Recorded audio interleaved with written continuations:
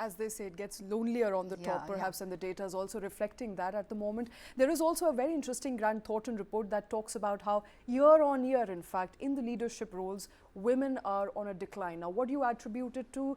The report says it is because of changing work models. Let's get Udisha back into this conversation. Udisha, again, data points emerging that talk about how in leadership specifically, women are not being able to take the same sort of roles. They're not able to continue beyond a certain point. And the number they're declining is something that is terrifying a lot of women. That's very true, and there are reasons. The report has attributed some reasons also for the same. But first of all, let's look at the data. So the consultancy firm Grant Thornton has released this report titled Women in Business Report for the year 2024. And if you look at the percentage of women leaders, and remember we are talking about the companies with the revenues between $10 million to $1 billion. So now look at this data set.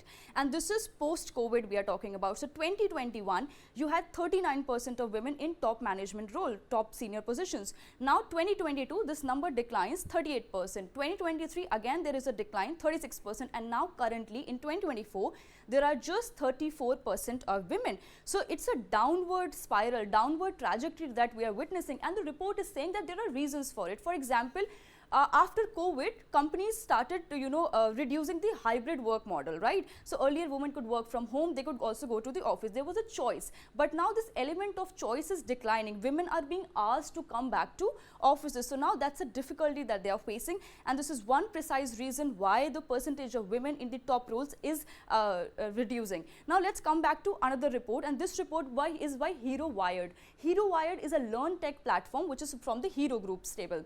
Now what women actually want, and this report is titled, Women in Modern Workplaces. So again, we are talking about corporate women, women who are working in organized sector. So now as per this report, 70% of women, and this report surveyed 2 lakh women, remember. So 70% of them are saying that they need better work-life balance, because work-life balance is coming across as a major challenge when it comes to their career growth, right?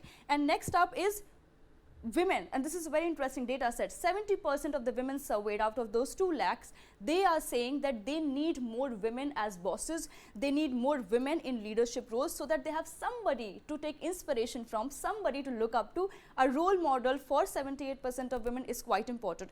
Now this report is also focused a lot on upskilling. Remember, upskilling, we are talking about upskilling a lot in the 21st century, where people are taking several courses, enrolling them in several programs. So 55% of the women believe that upskilling programs are important, and a lot of them are saying that whenever we come back from a career break, now this career break could be due to a health issue, could be because of maternity leaves, anything else, they are saying that to catch up with what has happened while they were at leave, they need upskilling programs, schemes and policies, so that they can keep up with the time. For example, a company started using a new tech tool. They need to catch up with it, need to brace up with what is happening. And they are saying that they are willing to invest. 65% of them are saying that they are willing to invest from their own pocket, because they believe that this will definitely help in their career advancement. All right, Udisha, thank you for those data points. Let's go back to Sairee. Sairee, we are in the 21st century. This is 2024, and we're still talking about how women are not able to catch up. A lot of data points that are coming out of these reports, but I want to bring up first on why women in leadership roles are declining. Now, the downward spiral that we are witnessing since 2021, many are saying is because of the changing work model. So people are expected to now come back to offices. Perhaps that is not suitable for women.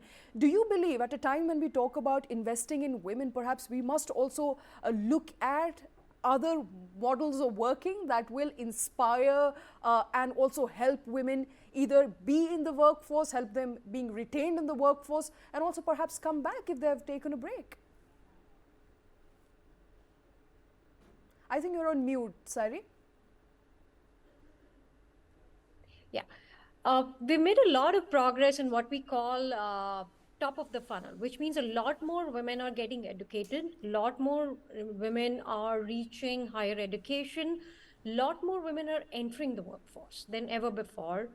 We definitely have a retention problem, especially at the middle rung, which is, so when a woman is in her 30s, her career is taking off, but so are her family responsibilities. Unfortunately, we haven't yet built a society, and we haven't yet started work on making caregiving and family responsibilities equal, and I really think some of this literally goes back to having things like everyone should learn to cook while they are in school. Everyone should learn how to do daily chores without knowing what their gender is. And I think some of these things are so fundamental that women end up doing a lot more caregiving in the Indian society. And we are a complex society, You know, sorry, big it's a weddings. very interesting, sorry to cut you short there, Yeah, very interesting yeah, conversation. I was having this conversation with my editor yesterday, and he said, well, in my family, we try and divide work. I want to yeah, understand, is there more data available out there that can suggest that this goes beyond yeah, anecdotal evidence? It's absolutely. So actually women women who still spend continue to 3x. be the primary caregivers. Absolutely. So women spend 3x more time doing invisible work, which is caregiving work, housework, daily chores, than an average male. So which means men obviously have a lot more time to devote at work. The other challenge is that we still don't have adequate childcare infrastructure in this country, which means that either in a nuclear family, women end up giving up their careers, or you need to stay in a small town with your extended family, which is obviously where a lot of breakage happens. Flexibility and remote work are a massive driver of retention for women in the workforce.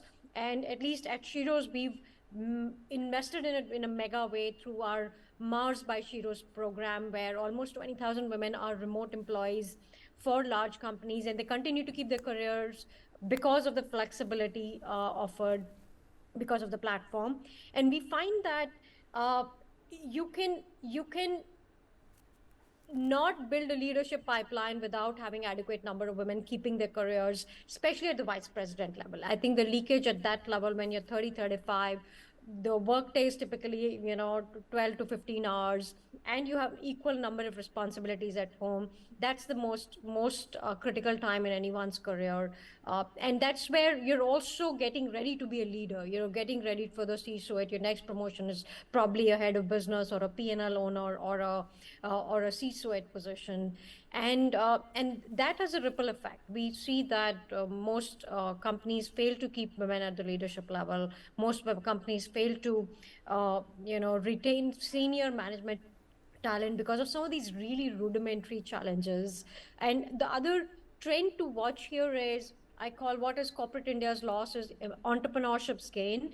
A lot more women are becoming entrepreneurs because of the flexibility it offers them, because of the opportunity that India, of course, has at this point in time. So when we look at women in the workforce, we should be very cognizant of the fact that entrepreneurship is a parallel dual engine that is available to us, and a lot of women are opting for it. Hi, Sairee, Preeti here.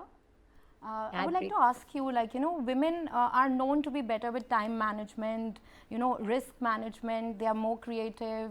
Adaptability is better with them. So, what kind of, how can we bridge this gap? Professionally, how can we bring the women back who've taken long career breaks? Right. So I think a couple of things that have worked both in the West and elsewhere.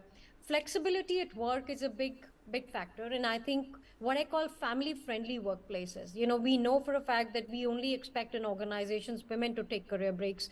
We don't expect fathers to take breaks when they have children, and I believe that making workplaces more family-friendly is the way to go, because it creates a neutral environment. It doesn't create an environment where it seems that the rules are different for men and women.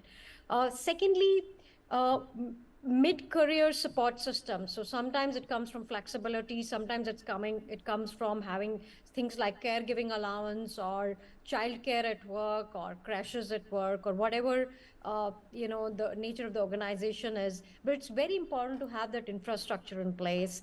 And the third is, of course, making sure there are enough role models, mentors. Organizations that have senior women or are founded by women tend to retain women better. They have more women in workforce, but they also have more women in leadership. And I think there are some lessons there, which means that the work environment, the flexibility, and overall infrastructure for family friendliness are core to keeping workplaces gender equal. All right.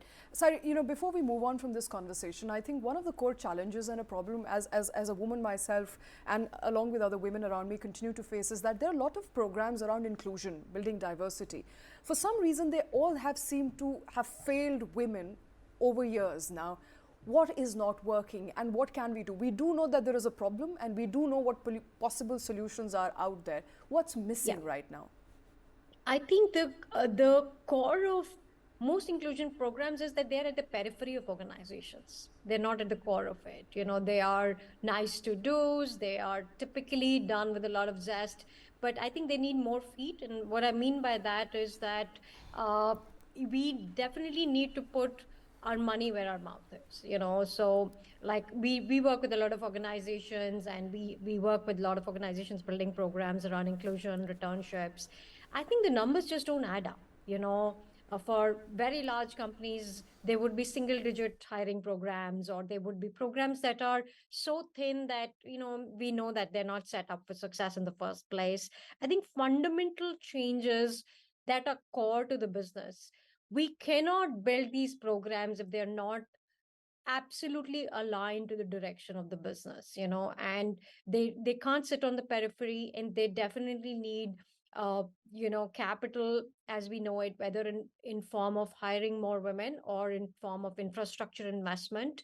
I think this should be treated as a long-term investment and not as a quarter tak, to do's to tick off the list, events, functions, launches, all of that, but not seeing these things through is not the way to go. Right, not just paper tiger, Yeah, perhaps. and it also shows us that, women at very young age should become financially independent. Absolutely. Yeah, so Sairee, what do you suggest, how early should women start their financial Actually, planning?